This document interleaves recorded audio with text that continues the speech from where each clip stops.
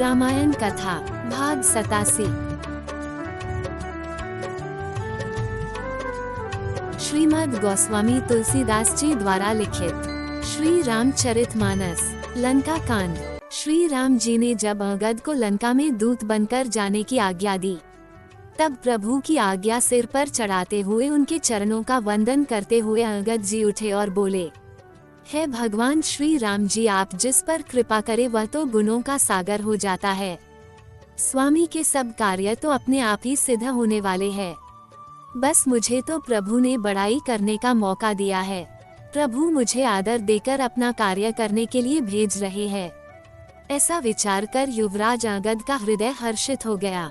प्रभु के चरणों की वंदना करके अंगद सबको सिर नवाकर चले। लंका में प्रवेश करते ही रावण के पुत्र से अंगद की भेंट हो गई, जो वहां खेल रहा था। बातों ही बातों में दोनों में झगड़ा बढ़ गया, क्योंकि दोनों ही अतुलनीय बलवान थे और दोनों ही युवान थे। उसने अंगद पर लात उठाई तो अंगद ने वही पैर पकड़कर उसे घुमाकर जमीन पर मार गिराया। राक्षस के समूह बहुत बड़ा योद्धा जानकर यहाँ वहाँ भागने लगे। वो डर के मारे किसी को पुकार भी ना सके।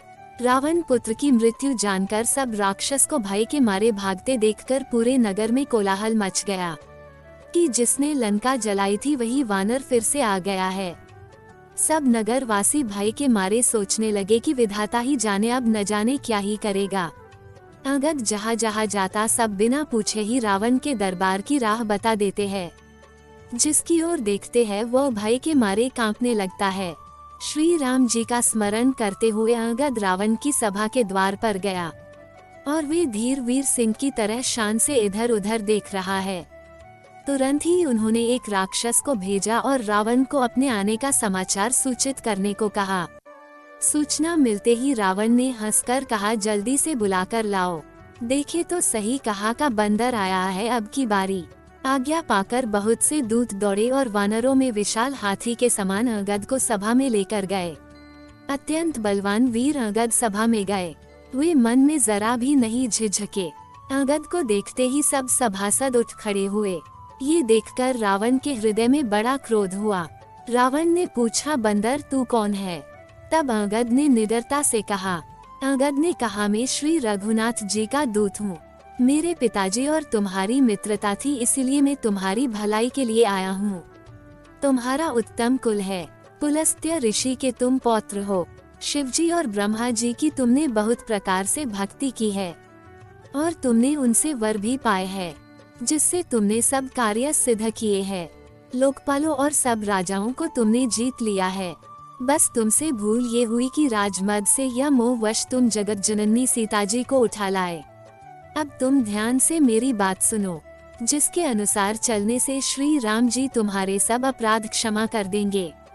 कुटुंब सहित अपनी सब स्त्रियों को साथ लेकर आदर पूर्वक सीता जी को आगे करके श्री राम जी की शरण में जाओ और शरणागति का पालन करके मेरी रक्षा कीजिए। इस प्रकार की प्रार्थना करो। अंतर से पुकारने पर प्रभु तुमको क्षमा कर देंगे। रावण ने क्रोध में आकर कहा, अरे बंदर के बच्चे, जरा जुबान संभाल कर बोल। मूर्ख, तूने अभी मुझे जाना ही नहीं। मैं देवताओं का शत्रु। सभी देवता मेरे सामने पंगत लगाकर खड़े रहते हैं।